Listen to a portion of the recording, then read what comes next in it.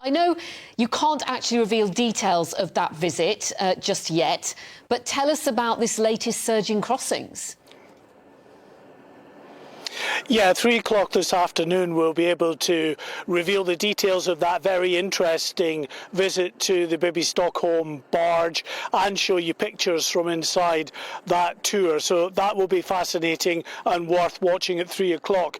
But yes, you're right. I think with every passing day, the people smugglers are showing that Rishi Sunak's claim to be stopping the boats with the government policy is just simply not true. 1,300 plus in the past 4 days since Tuesday. On Tuesday itself, 574 people crossed the English Channel in a dozen small boats.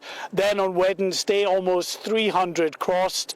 On Thursday, again, almost 300. And then today, 3 boats out there in the English Channel. And I can tell you, the conditions are not great in the English Channel today. They're very borderline in terms of whether these dinghies can make it across because there is a northerly wind that is blowing now. But even so, the people smugglers have pushed 3 small boats out. 2 have already made it into Dover. 1 has crossed the line into UK waters and will be picked up shortly by Border Force. So that's another 150 to add to that list, as I say, that takes us over 1,300 since Tuesday. And the bigger political picture, of course, Mark, is that the Prime Minister, in reaction to these by-election results, saying he's not going to change his approach, doubling down on existing policies. Well, clearly, in terms of stop the boats, it's just not working at the moment. Well, this is a difficulty with 5 of these key pledges, and he's failing to meet a number, and chief amongst those, I would argue, is the small boats crisis, which is one that in terms of the Conservative vote resonates very deeply indeed. Now, I was in Dover just over a month ago when Rishi Sunak held a news conference, Mark, and at that news conference he said the government's proposals to stop the small boats were beginning to pay dividends. They were beginning to work. There was, he said, a 20% fall in the numbers crossing. And yes, that was true at that particular time.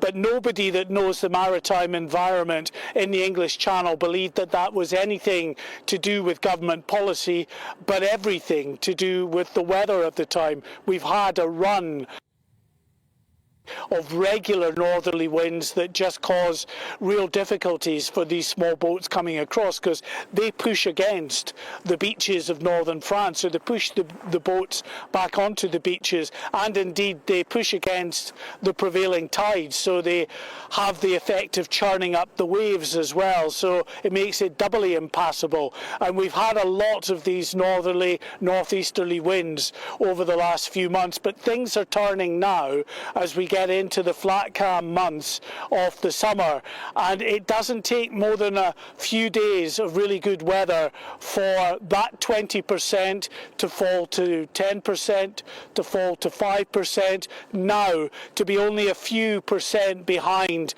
the total number who crossed at this time last year. So you can see the way it's going.